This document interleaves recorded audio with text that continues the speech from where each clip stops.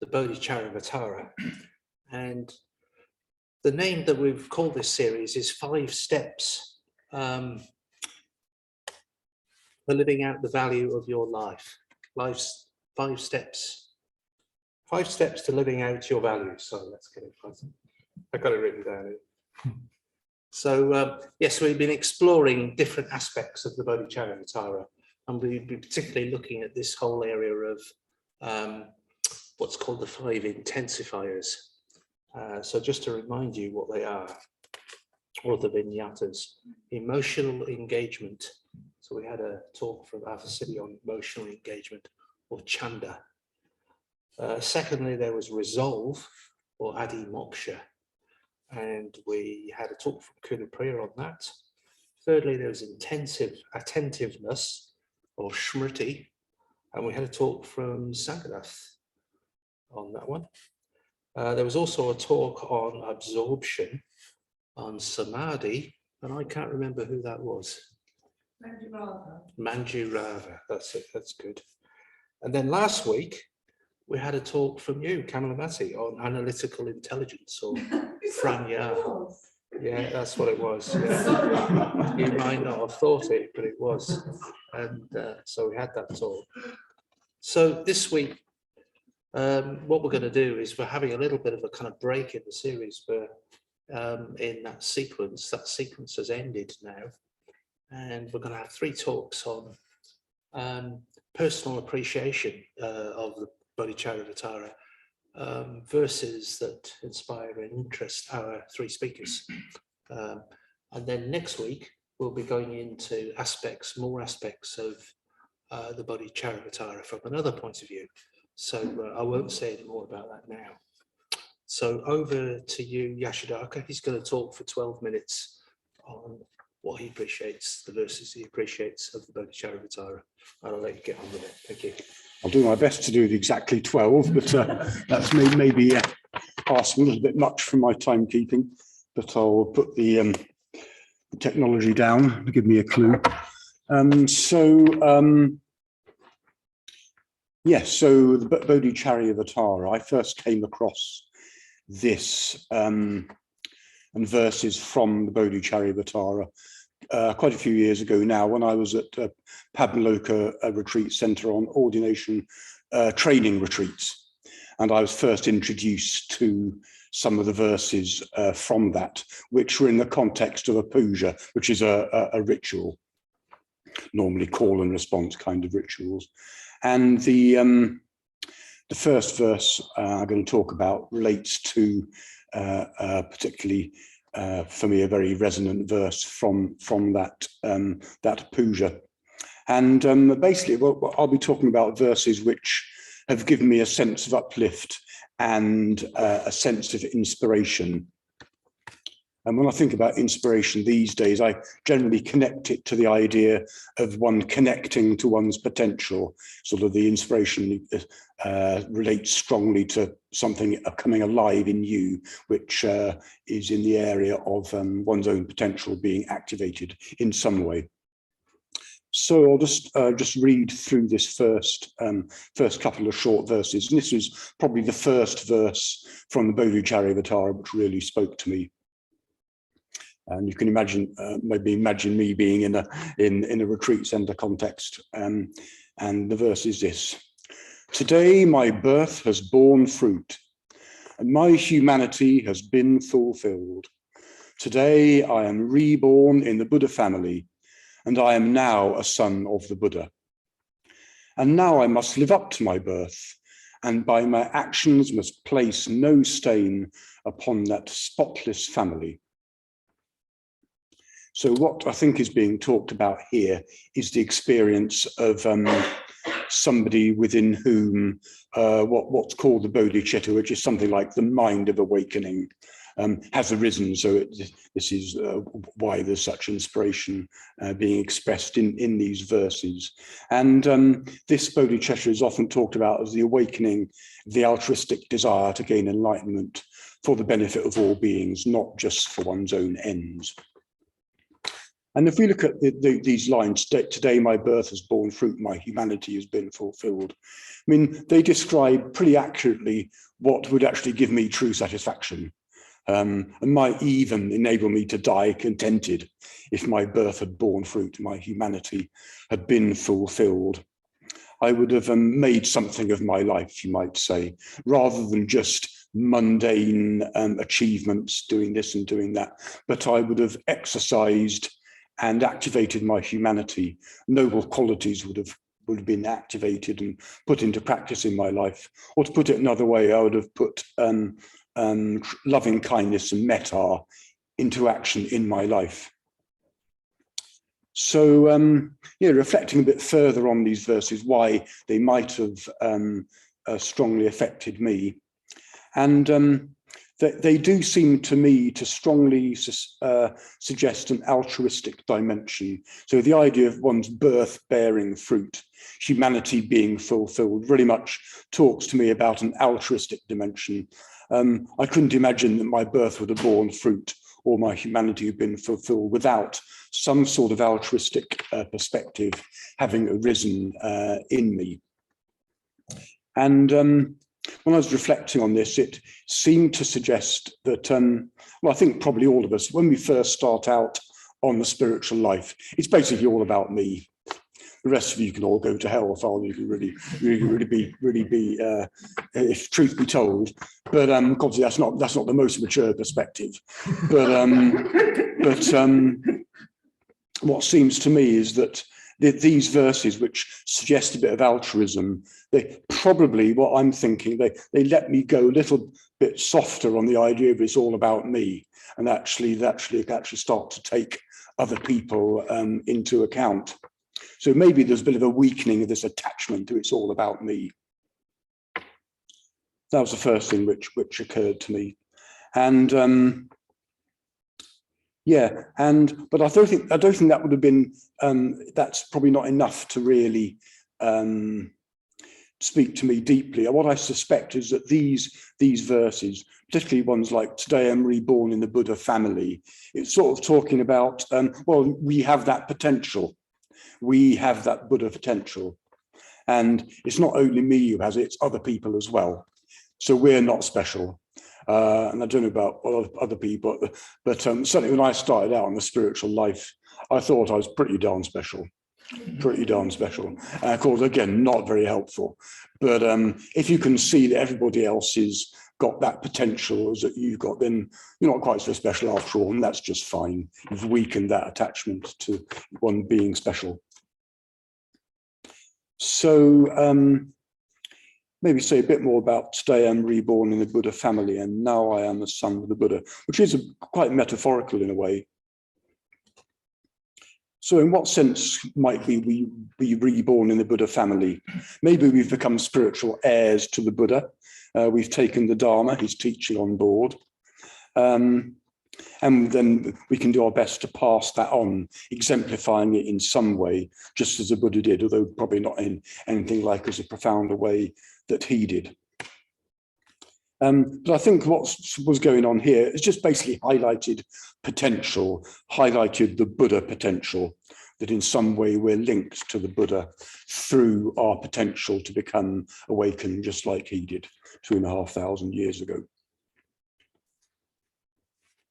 And the verses talking a bit later, "And now I must live up to my birth, and by my actions must place no stain upon that spotless family," seems to be talking about ethics.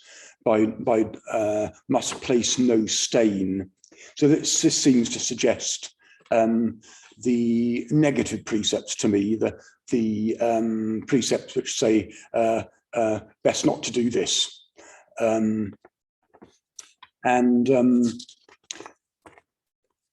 For me, it's reflecting on why I was inspired by this. It seemed to, again, talk about potential, that one does have a potential to act without transgressing sort of helpful ethical precepts. So what I suspect was going on is that my own potential for acting ethically was activated, was brought more to life, and with it came some inspiration.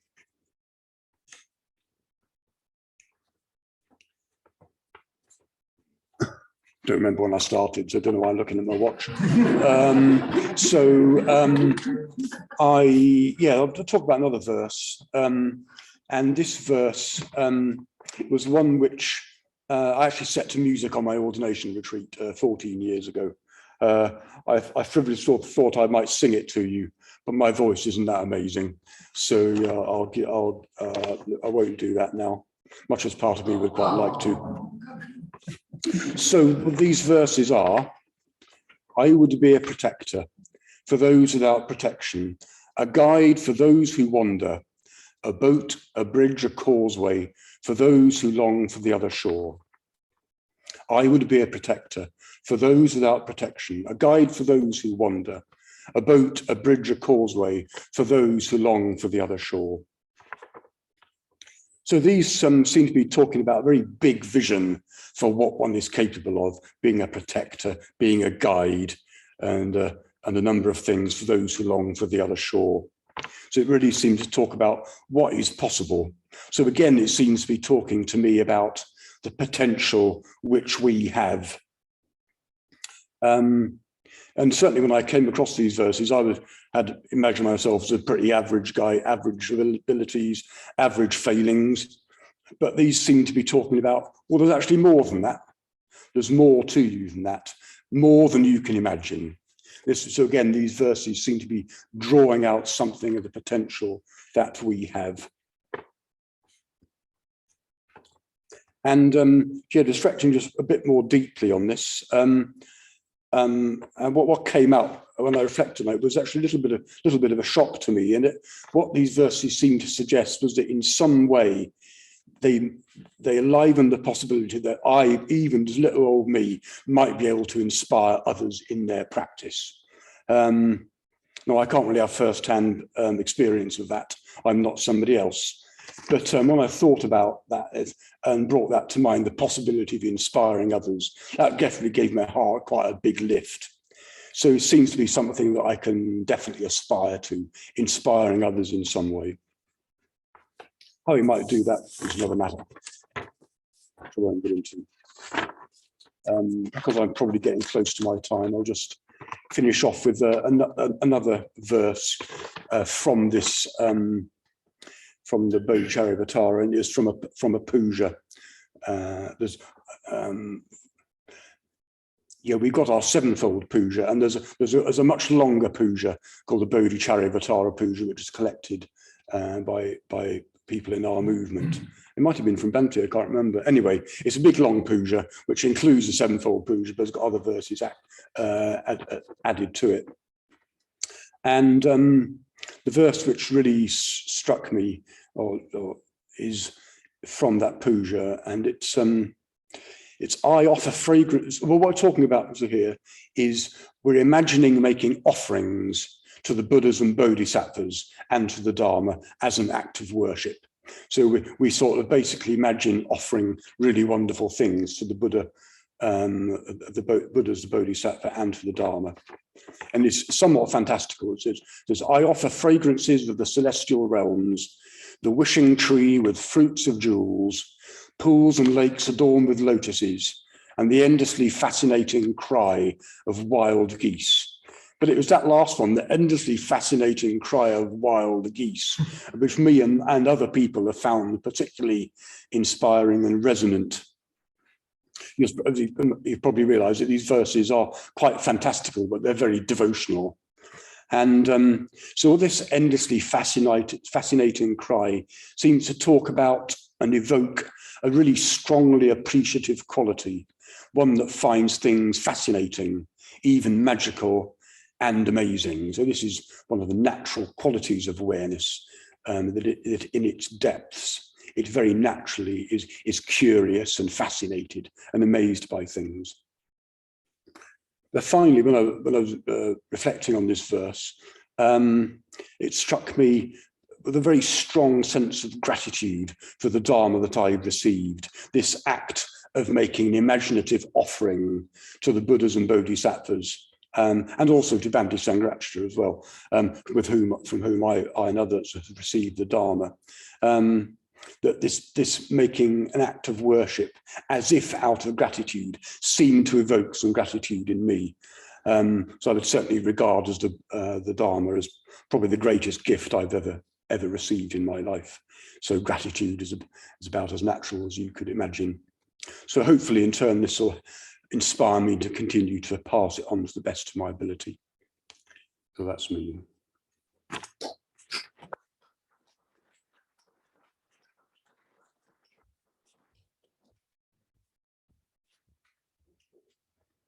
Well, thanks a lot, Yashodaka. You packed so much into that. It was almost like a complete talk in itself.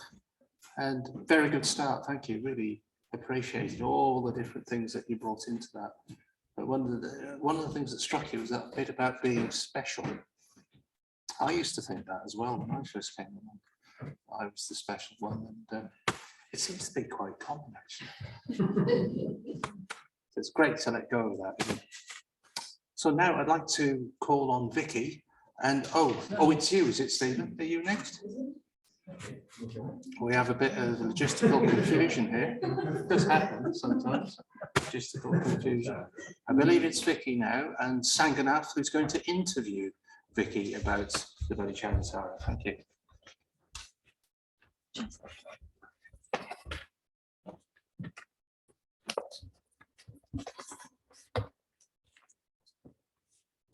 Oh, great. Hello, everyone. I think we should have made a mistake of. So we're starting 43.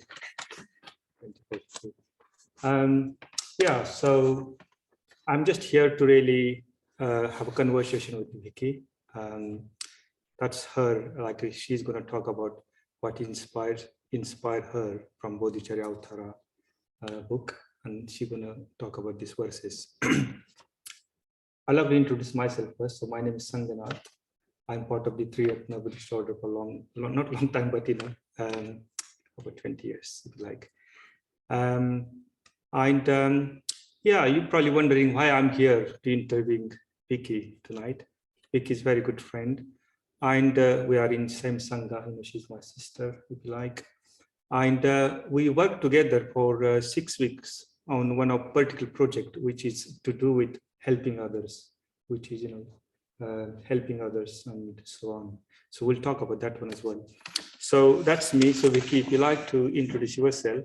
No problem. And yeah, and you can read your favorite verses from Bodhicharyvatara. Thank you so much. And yeah, so I'm Vickie, and I've been coming to the Cambridge Buddhist Centre for about 7 years. Which doesn't actually feel that long, actually. So I was asked to talk on by Arta Siddhi in regards to an appeal I was part of last year, which Sanghanath briefly touched upon, the Karuna appeal, which I felt very, very lucky to be part of.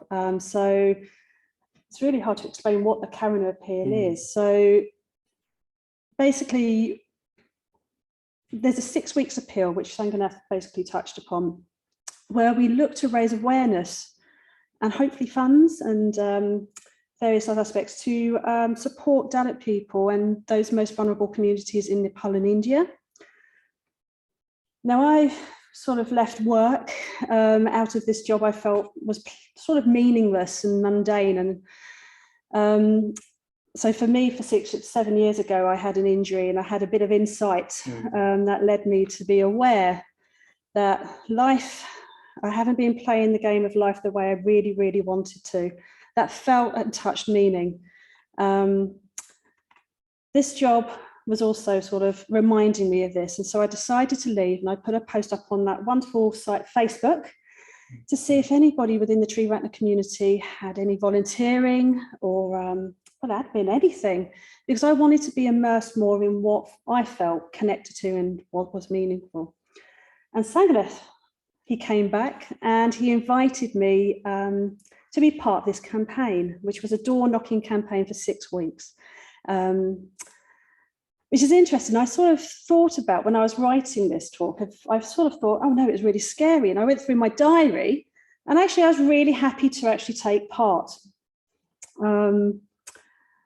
So Can I yeah, say something about you? I just want to take a moment of rejoicing, Vickie, this point really, because last year, you remember, that was pandemic, everything stopped in the world, and we couldn't operate in some way, yeah.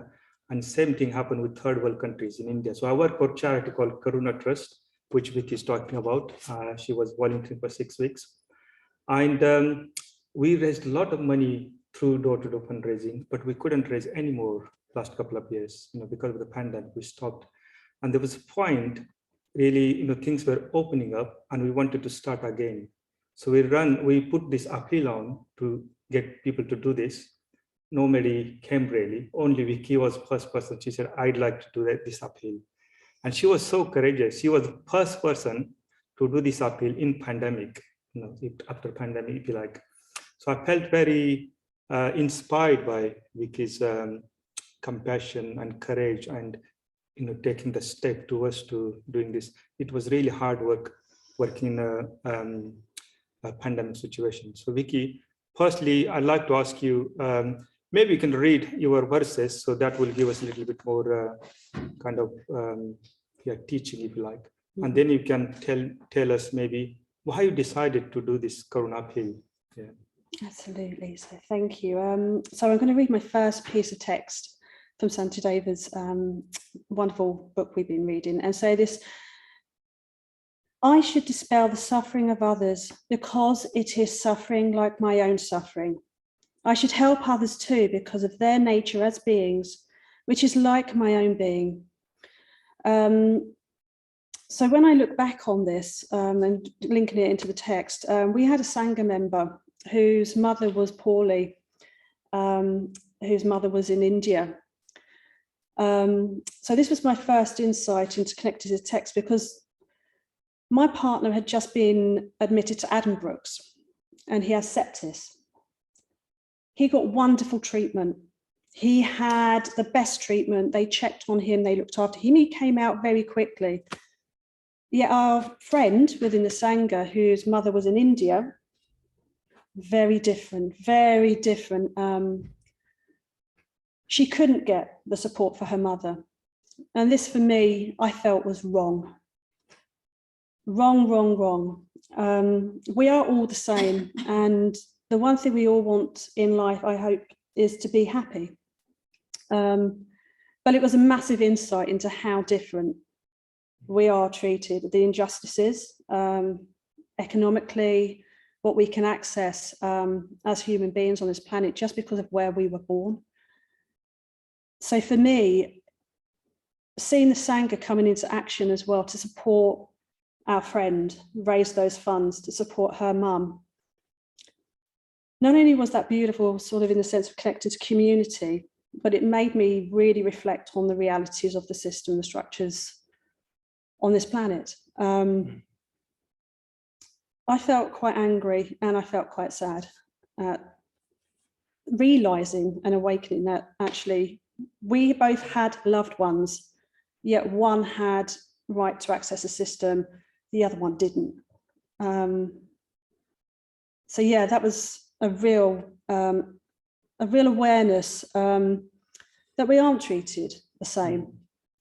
We are not. Hence why I sort of That's brilliant, actually. I mean, the one thing I sometimes often think, how do you imagine suffering of others? How do you actually imagine, and not just imagine, but do something for others? It's a very difficult task in spiritual life. And what Vickie, you said, great example of, you imagined what's happening in India through our particular friend, and you just not imagine, but you did something for them as well. So I really want to kind of encourage and rejoice in you with that quality of just how you connected with that suffering. And the Karuna appeal for 6 weeks is really about kind of staying with your suffering, isn't it? And you still connecting with suffering of others, and you do something for others. Yeah, that's beautiful. Yeah. So yeah, so I'd like to slightly move on to my second piece of text, because sort of relating to what Yashodaka was saying, I think I was still in that me mode and I, and that ego mode, I can save the world and blah, blah, blah. But then the reality hit. So my second piece of text is, hey mind, and I love it because it's snappy. Hey mind, make the resolve. I am bound to others. From now on, you must have no other concern than the welfare of all beings. Now, Little Miss Wants to Save the World had, you know, a bit of an eye-opener, because when taking part of Karuna, I was not aware of how rich and how deep and eye-opening the experience was going to be. Sangha, you know, we were in COVID, you know, the kindness of Sangha, Karuna, you know, Sanghanath, Gina, the support with training, the centre, they came in and they opened the centre to me to come in and do ritual, puja, and practice. The kind of a smiling face as I came into the Sangha was beautiful. Cards from all over the world from those who are part of Karuna. But what I wasn't ready for was the projects and the talks. It's really hard to talk about it without getting tearful. As Sanghanath hit on, it was at the beginning of the COVID pandemic. Now, the most vulnerable society, which are, they were called untouchables, which, you know, no longer something they are defined as, but Dalit people.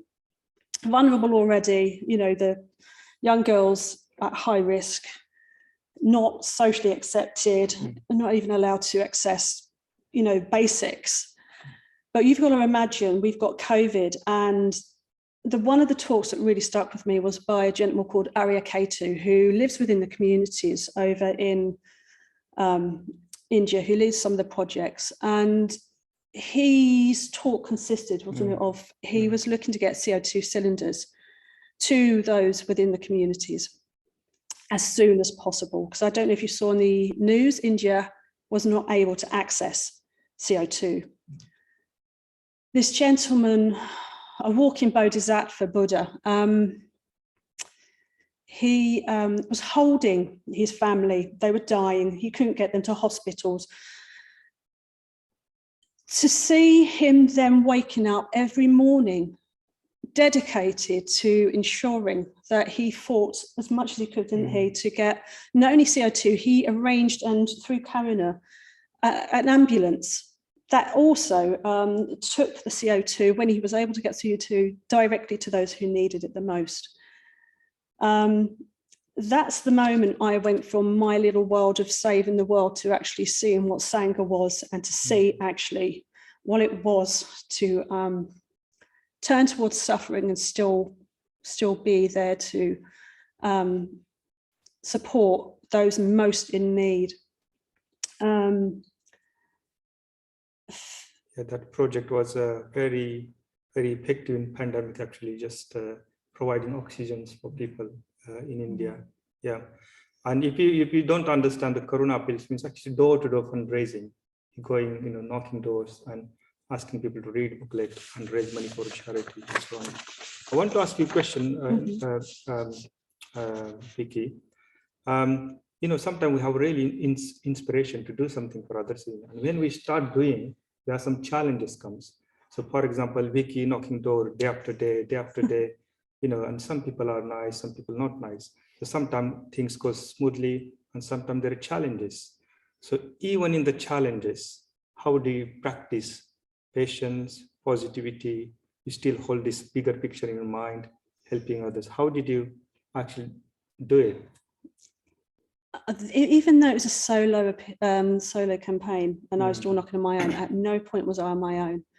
I had the Sangha with me. I had the inspiration of the projects. I had the Bodhisattvas. So I had a very strong practice and connection to Bodhicaryvatara and Abhitaba, compassion and love in its strongest form, chanting, ritual, puja.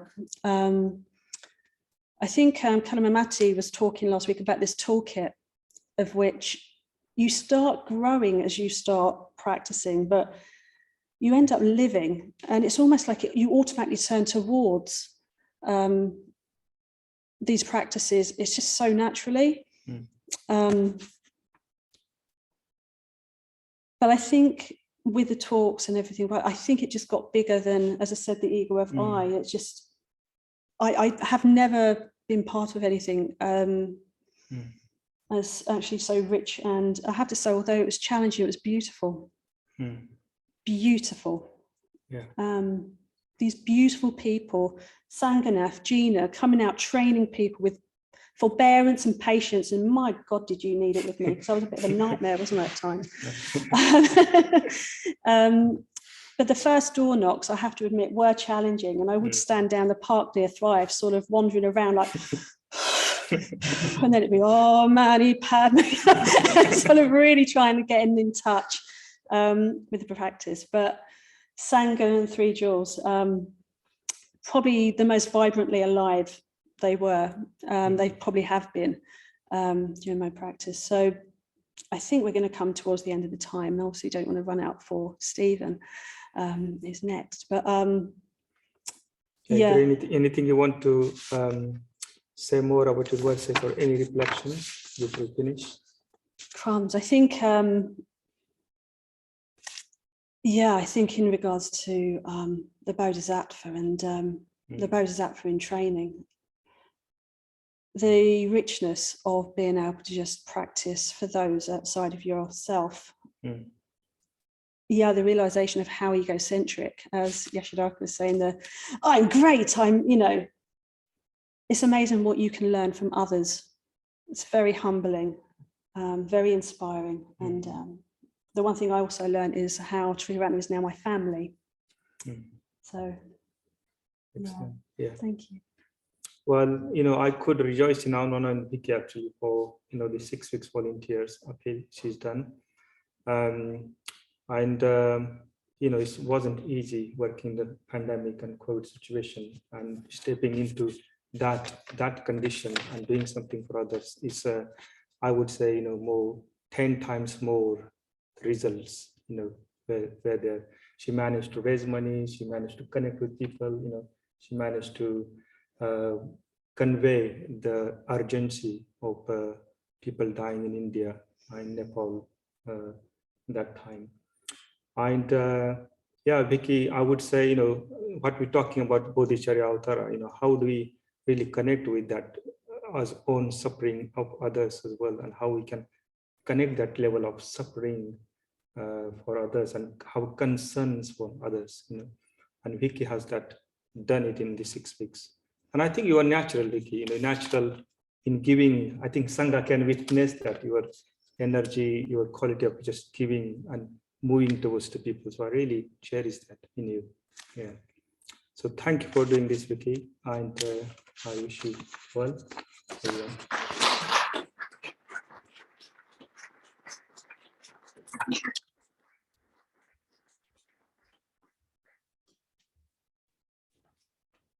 Well, thanks a lot, Vickie, and saying that. That was very moving.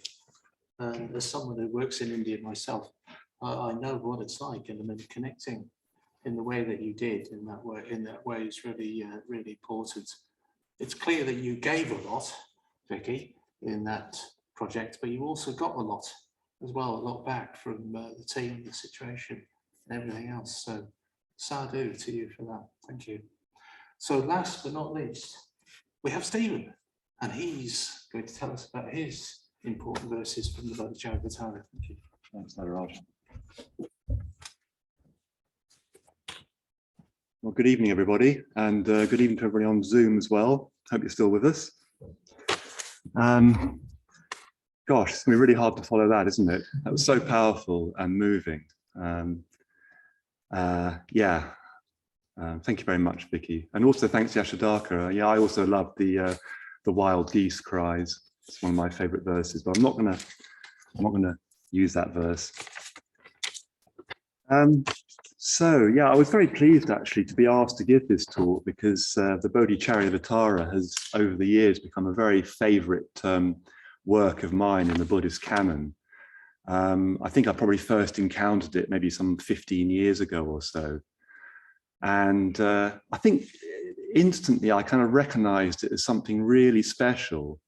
Although I must admit at the time there were large parts of it that I didn't really understand, and I found quite abstruse, actually, quite difficult. But you know, I've carried on sort of over the years, sort of finding myself drawn back to it. And I find that I particularly go to it when I feel the need for inspiration. So, you know, I think there are periods in all of our lives when perhaps things aren't going too well. We're feeling a bit dry in our practice, or we're feeling a bit inward looking. Things get a bit tight. And I find it's those times that I tend to find myself going to the Bodhicaryavatara and just almost opening it at random and picking some verses and reading them. So I was very pleased actually to be given this opportunity to pick out a few of my sort of personal favorite verses. But I thought before reading the verses that I've chosen, and they do actually fit very well with the talk that Vickie gave.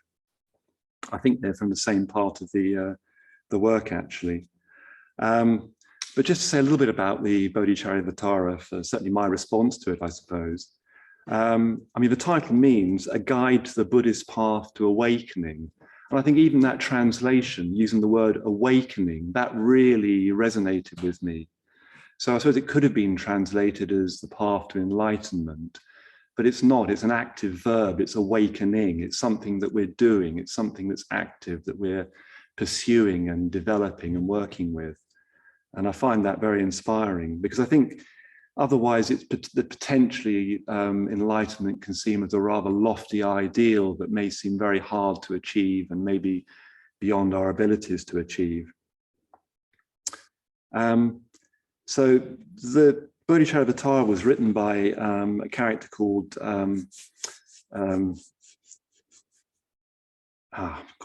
name's gone from my head, completely gone from my head. Shantideva, sorry. And it's believed to be in a discourse that he gave at the Buddhist University of Nalanda in India in the 8th century. There's quite a lot of legend around this text, so we can't be absolutely sure about that. But being a Buddhist university, probably the discourse would have been quite sort of arguments that appeal to reason. So he would have put forward arguments to sort of convince people that this path, the path to awakening, the path of the Bodhisattva, was the right path. In fact, the only path really to follow as a Buddhist. But I think the text goes way beyond arguments that appeal only to reason. It goes into the realm of inspired wisdom and deep insights into the nature of the human condition and the nature of reality. And I think in this way, the language reaches sort of heights of poetry, which are really quite unique and quite inspiring. And I think they've made the Bodhicaryavatara one of the kind of classics of world spiritual literature. So as I said, I've kind of grown to love the text more and more over the years.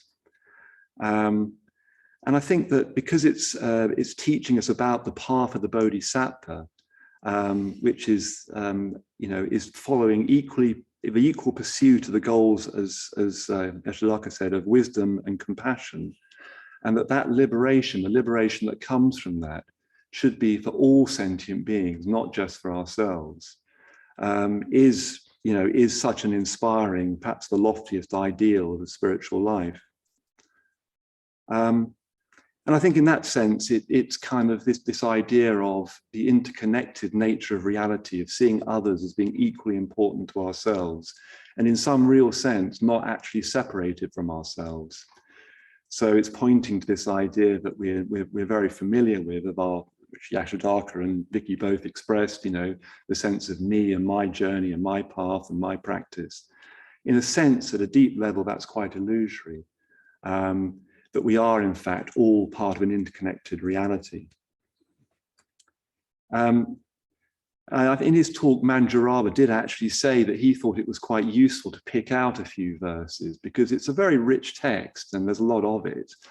And you can get a bit lost in it. So I think, picking out a few verses that you find particularly inspiring, perhaps from each chapter, I find a very useful practice. So without further ado, I'll go on to the verses that I selected, and they all come from chapter 8, which is the perfection of meditative absorption. So first one, verse 90. At first, one should meditate on the equality of oneself and others as follows. All equally experience suffering and happiness. I should look after them as I do myself. And then verse 91, just as the body with its many parts from division into hands and other limbs should be protected as a single entity, so should this entire world, which is divided but undivided in its nature, to suffer and be happy. And then verse 114, in the same way that the hands and other limbs are loved because they form part of the body, why are embodied creatures not likewise loved because they form part of the universe? And the final verse that I've chosen is one that actually Kamalamati read out last week, and I think it's one of the best known and probably most quoted verses from the Bodhicaryavatara, verse 129. All those who suffer in the world do so because of their desire for their own happiness. All those in the world, all those happy in the world are so because of their desire for the happiness of others. So I think those verses, hopefully together, give a very clear and a very beautiful, I think, exposition of this idea that, you know, that at some deep level, we are all part of some interconnected reality. That, in a sense, is the true nature of reality. And that therefore, it's natural in a way that our pursuit of the goals of wisdom and compassion shouldn't be a self-centered goal. It should be a goal for the benefit of all, because in a sense, we are all part of one interconnected reality. And I think, you know, at a very practical, kind of almost mundane level, I find at times I can completely lose sight of that, and I can get very caught up in my own narratives about me and my life and my activities. And there's an example of this for me when I went on a trip to Uganda before Christmas in December.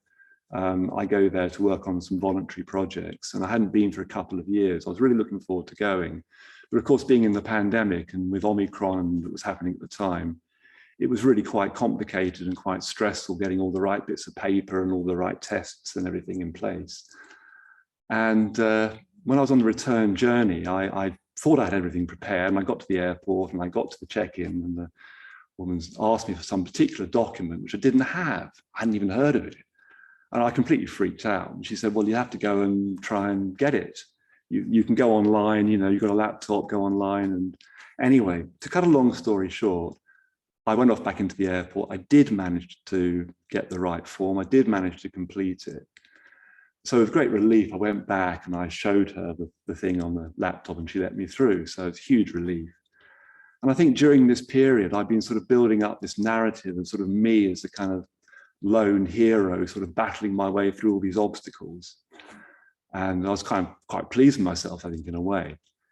Anyway, about 10 or 15 minutes later, when I was kind of just about getting through all the airport processes, there was a sort of tap on my shoulder. And I turned around, and it was a woman who'd done the check-in. And she said, oh, Mr. Wyard, I think you left this behind. And she passed me my laptop, which I somehow left on the desk. And at that moment, this whole kind of narrative of me as the kind of lone hero, the kind of Lord of the Rings character, battling my way through obstacles, just completely evaporated. And I just saw in an instant, the only reason I was able to do this trip and had this really amazing experience of going back to Uganda was because of the actions of countless people, probably many of whom I would never meet, wouldn't even know about, all doing their work, you know, diligently, and in some cases with exceptional kindness. So that was kind of humbling, salutary, but also I felt much lighter as a result, because I suddenly felt reconnected. That was the point, I think. And I think those verses are also very important to me, and I think many people these days, because I think they do speak very powerfully about our response to the growing ecological and climate emergency that we're facing. And I think the realization that it has its roots in our disconnection from a natural world, and the idea that somehow we can continue to exploit nature without there being consequences. So it's this counter idea of the interconnected nature of reality is so important, I think. And it's just amazing to me that a text from the 8th century speaks so powerfully to something which is so contemporary. And for me, it's part of this kind of idea of deep ecology, which people like Joanna Macy have written about so beautifully. And finally, I think I'd just like to focus a bit on that last verse, which, as I say, I think is one of the most famous verses from the text. I'll just read it one more time because I think it bears repeating again and again. All those who suffer in the world do so because of their desire for their own happiness. All those happy in the world are so because of their desire for the happiness of others. And I just think that it just speaks to the kind of a universal truth, which I think people from all religious traditions and none probably can recognize. And I think if we can all think of examples in our own experience, probably, where, you know, the happiest moments we have are when somehow we're able to kind of let go of our selfish pursuit of happiness and our own satisfaction and our concern with our own suffering, and actually open up and reach out and connect with others. And then suddenly, you know, we have an experience of real happiness, deep happiness.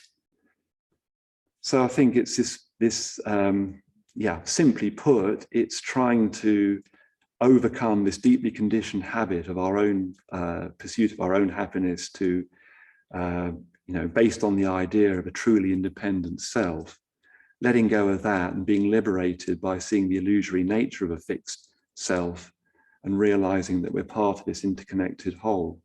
And I think in the Bodhicaryavatara, Shantideva is emphasizing these things over and over again, you know, the need to sort of see the urgency of the situation, you know, that we had this precious gift, a human lifetime. For heaven's sake, he's saying, don't waste it, you know, practice it and try and reach the state that he's saying, the path of awakening. Thank you.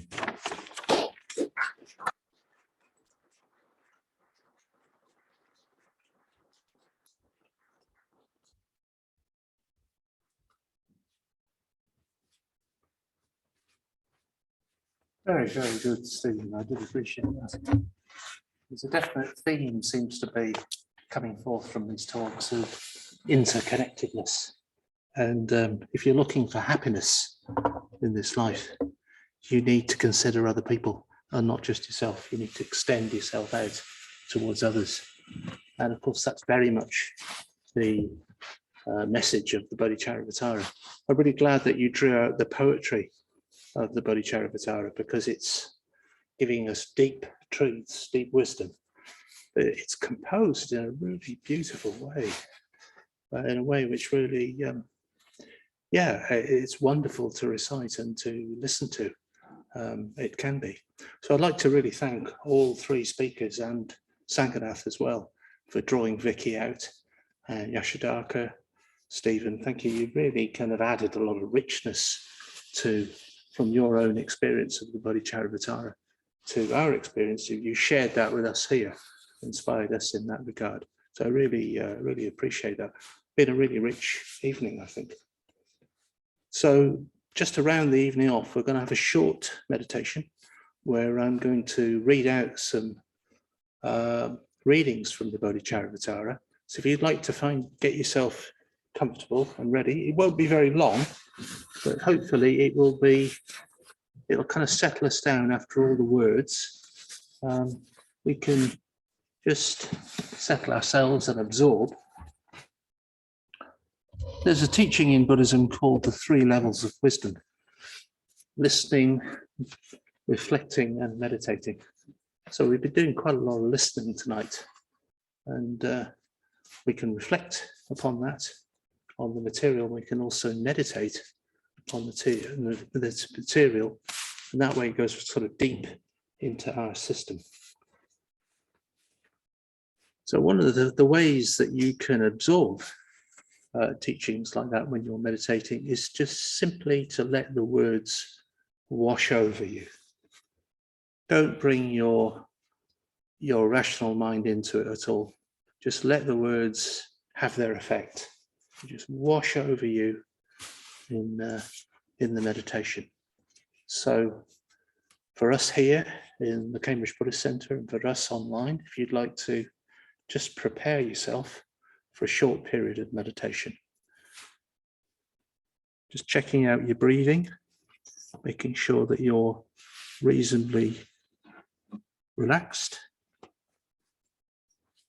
reasonably attentive and preparing the mind for the receipt.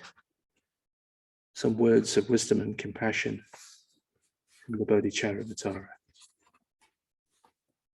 All the way from the 8th century, it's coming.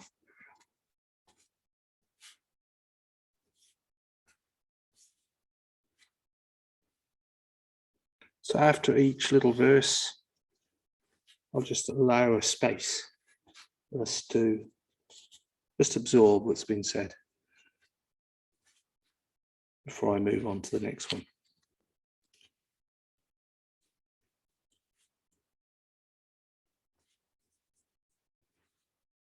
The Bodhicaryavatara.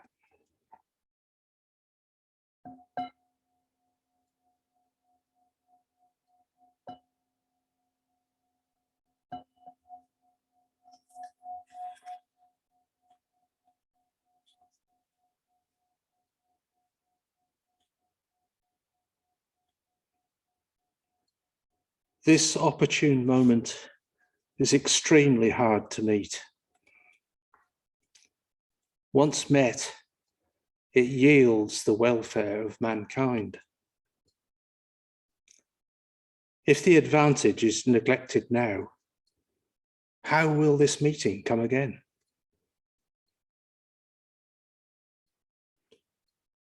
At night, in darkness thick with clouds, a lightning flash gives a moment's brightness. So, sometime, by the power of the Buddha, the mind of the world might, for a moment, turn to acts of merit.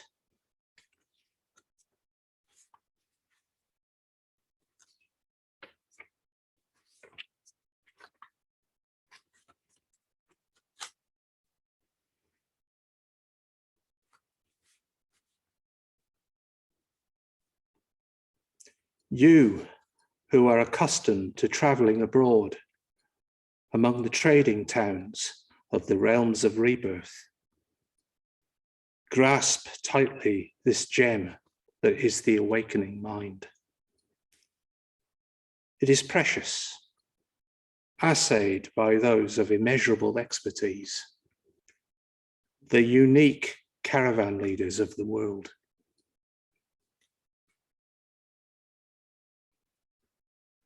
Like the plantain stem, all other good things assuredly shed their fruit and then wither, whereas the awakening mind is a tree that constantly fruits. It does not wither, but continues to produce.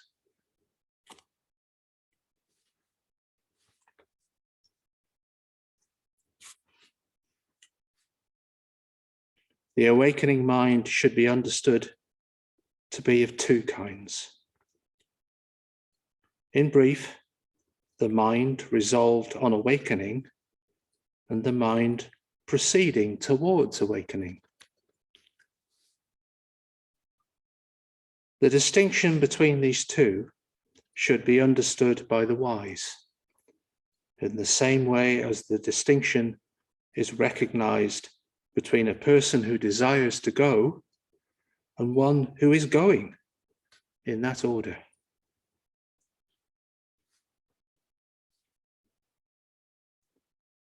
Even in cyclic existence, great fruit comes from the mind resolved on awakening.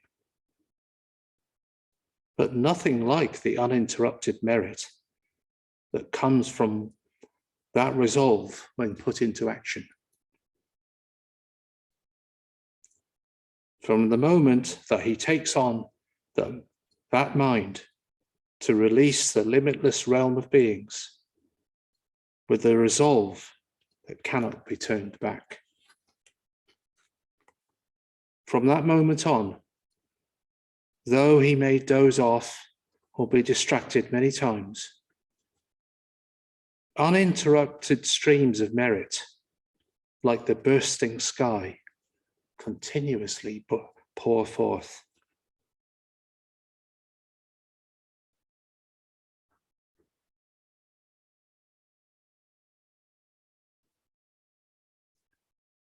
that jewel, the mind, which is the seed of pure happiness in the world and the remedy for the suffering of the world. How at all can its merits be measured?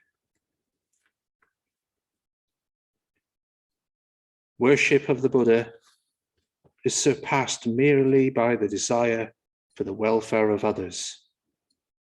How much more so by the persistent effort for the complete happiness of every being? It satisfies with every happiness those starved of happiness and cuts away oppressions from those oppressed in many ways.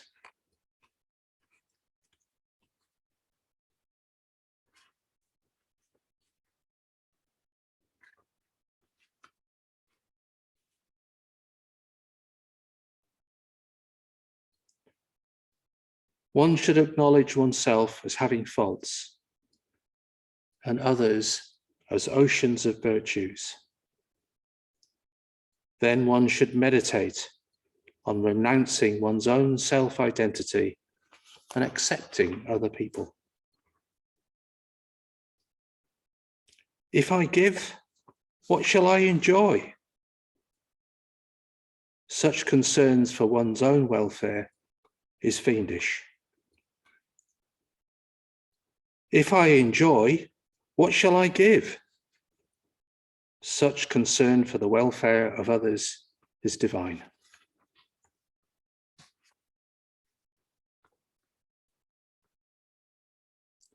Hey, mind, make the resolve. I am bound to others.